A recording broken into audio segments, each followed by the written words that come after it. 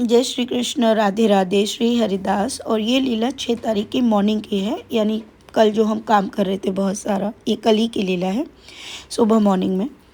तो इसमें सेविका देखती है कि वो एक अलग स्थान पर है और वहाँ पर कोई चढ़ाई सा स्थान है, मतलब नीचे से ऊपर की तरफ, और वहाँ पर एक पेड़ लगा है। तो वो कहीं जा रही है, लेकिन अचानक उसकी नज़र पेड़ पर जाती है और वो पेड़ पर देखती है कि कृष्ण बैठा हुआ है, मीन्स करुआ बिहारी जी।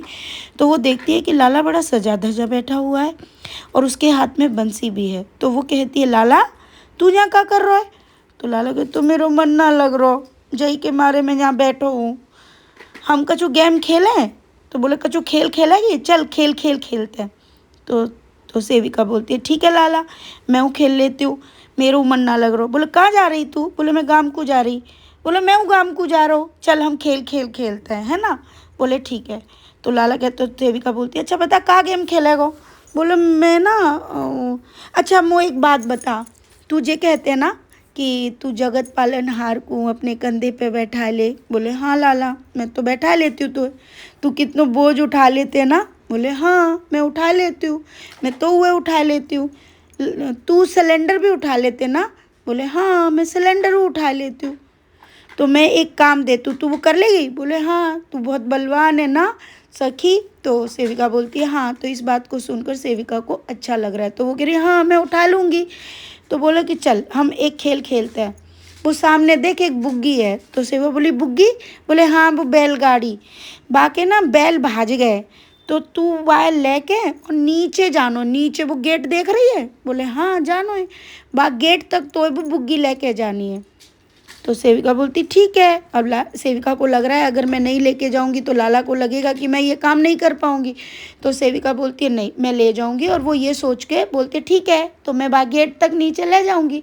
अब सेविका उस समय तो चली गई और उसने उस बुग्गी को उठाया, तो वो बहुत ज़्यादा भारी थी। उसको उठाने के चक्कर में, क्योंकि नीचे की तरफ जाना है तो बुग्गी जो है बहुत तेज़ भी जाएगी, तेज़ उसके जाने के कारण क्या है, सेविका के हाथ में थोड़ी चोट भी आ गई। तो वो उसको वहीं छोड़ दे, क्योंकि उसका वज़न बहुत ज़्यादा होता है। और वो कहती है, लाला मुँह पे तो है ना रो, लाला जी तो बहुत भारी है। और ये बोलकर तभी लाला जो है ज़ोर ज़ोर से अपने उस पे पेड़ पे बैठे हंस रहा है। तो सेविका बोलती है, लाला मुँह पे तो है ही ना रो। बोली, तो पता सखी जी बुग्गी का है और वो गेट का है जहाँ पे तो जी ले जानी? बोले, ना लाला मोह तो कछु समझ ना आई। बोला, यही तो बात है, जा संसार के सबरे इंसान है ना, सबरे मनुष्य, वे सब जानते कि मैं बिन के झोरे हूँ, लेकिन फिर भी बिनने में दिखत ना हूँ। और वे खुद के बल पे जे सोचते हैं कि मैं सब रो काम कर लूँगा, पता है? बोले, तो सेविका को अचानक से ध्यान आता है और वो जल्दी से लाला के पास जाती है और हाथ जोड़ के बोलती है, हाँ लाला मुझसे भी गलती हो गई, मुझे लग रहा था कि ये कार्य मैं कर लूँगी, और लेकिन मुझसे तो ये कार्य होगा ही नहीं बिना तेरी कृपा के। तू चाहेगा तभी ये कार्य हो सकता है लाला, मुझे माफ़ कर दे, मुझसे गलती हो गई। मैंने ये क्यों नहीं सोचा कि मेरा लाला सामने था और मैं लाला से बोलती, मैंने उसका बोझा खुद ही क्यों, मैं तो तुझसे भी बोल सकती थी ना कि लाला मैं तो इसको कर लूँगी, लेकिन तू सहारा देगा तो, है ना? मैंने तो ये किया ही नहीं, मैंने सोचा मैं बलवान हूँ तो मैं कर लूँगी। तो लाला बोला, मनुष्य संसार का प्रत्येक यही सोचता है कि सारा कार्य मैं स्वयं कर लूँगा, और फिर वो कभी मुझसे बोलता ही नहीं, क्योंकि मेरे ऊपर वो उस बोझ को डालता ही नहीं। तो सेविका बोली, लेकिन लाला, लेकिन तू तो इतना छोटा सा है ना, तो तेरे हाथों में हम बोझ कैसे डालेंगे? बोले, तुम मेरे भोले भक्त हो ना, इसलिए तुमको मुझ पे दया आ रही है, लेकिन मैं तो संसार का सब बोझ उठाता हूँ। जब तुम मेरी भक्ति करते हो, जब तुम मुझसे प्रेम करते हो, तो सारा दायित्व मुझ पर क्यों नहीं छोड़ते? फिर इंतज़ार करो कि जब वक्त आएगा मैं स्वयं कर दूँगा। तुम स्वयं ही करना चाहते हो, हम ऐसे कर लेंगे, मैं इसको ऐसे उठा ले जाऊंगा, ऐसे ले जाऊंगी या ऐसे ले जाऊंगा। इसी कारण से तुम सब दुखी होते हो और फिर उस कार्य को नहीं कर पाते हो। इसीलिए मुझे कष्ट होता है कि देखो मेरा भक्त मुझसे नहीं कहता, मुझ पर नहीं छोड़ता और स्वयं ही उस कार्य को करने की सोचता है, इसलिए मैं भी कुछ नहीं कहता। सेविका कहती है, प्रभु मुझे माफ़ करो, मैं समझ गई कि इस संसार का प्रत्येक मनुष्य सोचता है कि वो जो भी कर्म कर रहा है वो स्वयं द्वारा अर्जित करके कर रहा है, जबकि वो समझ ही नहीं पा रहा कि उसको करने की शक्ति भी तेरे द्वारा प्रदान होती है। तो लाला कहता है, पता है वो जो मैं गेट तक ले जाने के लिए बुग्गी बोल रहा था वो क्या था?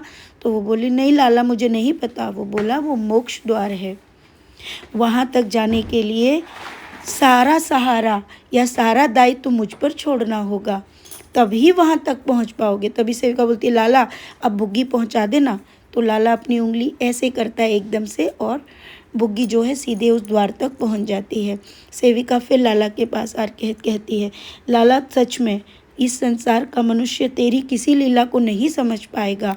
तू कितना कुछ हम सब के लिए कर रहा है, कितना ज्ञान दे रहा है, सबको समझा रहा है, लेकिन किसी को बात नहीं समझ आ रही। सबको लगता है मैं ऐसे बच्चों को पढ़ा दूंगी, अरे मैं ऐसे धन कमा लूँगा, अरे मैं ऐसे कर लूँगा। लेकिन लाला होगा तो वही जो तूने पहले से रच के रखा है, हम तो सिर्फ कर्म कर सकते हैं। तो प्रभु कहते हैं, हाँ यही तो मैं बताना चाहता हूँ कि तुम सिर्फ जो कार्य दिया है उस कार्य को करने के लिए सिर्फ आगे बढ़ो, उसके फल की चिंता मत करो। फल की चिंता करते हो तो तुम सब पहले से ही कष्ट में आ जाते हो, क्योंकि उसका फल सोच लेते हो। मैं तो बार बार कहता हूँ, है ना? तो सेविका कहती है, हाँ लाला अब मैं समझ गई। बोला, अरे कम से कम तो समझ तो आई, मैं तो जिस सोच रहा हूँ कि मैं बतात मैं ही थक जाऊँगा और तो समझ में नहीं आ गई। वो कह रहे, नहीं लाला मुझे पूरी तरह समझ में आ गई, तेरी सारी लीला समझ आ रही है कि तू हम सब से कितना प्रेम करता है, तू ये सब बताना चाहता है।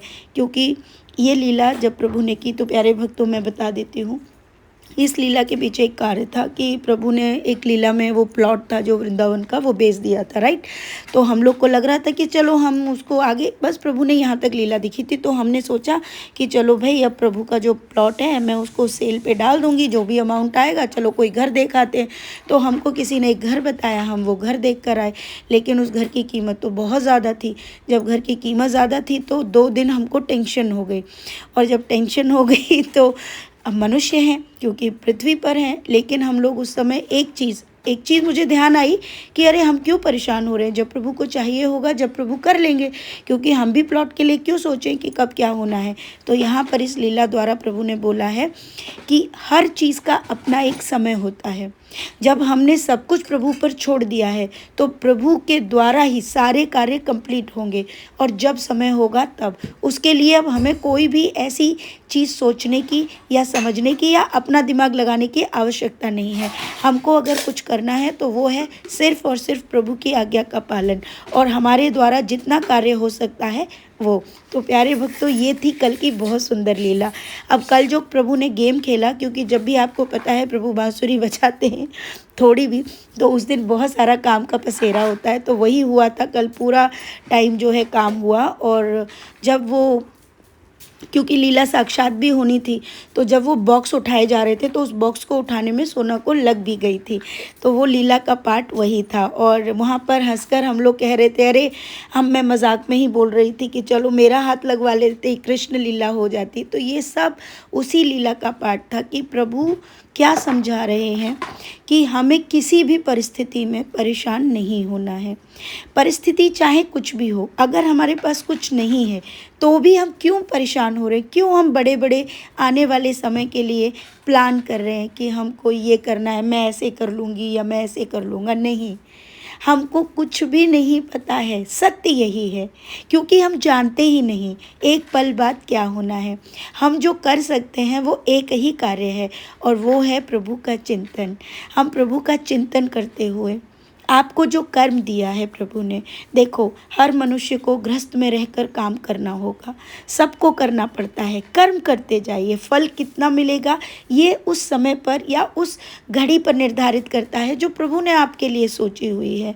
हम उसके ज़्यादा या कम से विचलित नहीं हो सकते, है ना। तो यही सब सिखाने के लिए प्रभु इतनी सुंदर लीला करते हैं, और इन सुंदर लीलाओं के द्वारा जिन भक्तों को जो भी ज्ञान प्राप्त हो रहा है या जो भी सुख प्राप्त हो रहा है, वो सारा श्रेय भी मेरे ईश्वर को जाता है, क्योंकि बिना मेरे लाला के इस ज्ञान को बता पाना किसी के बस की बात नहीं, इसको देख पाना भी हमारे बस की बात नहीं। ये तो प्रभु की अनंत कृपा है जिसके कारण ये हो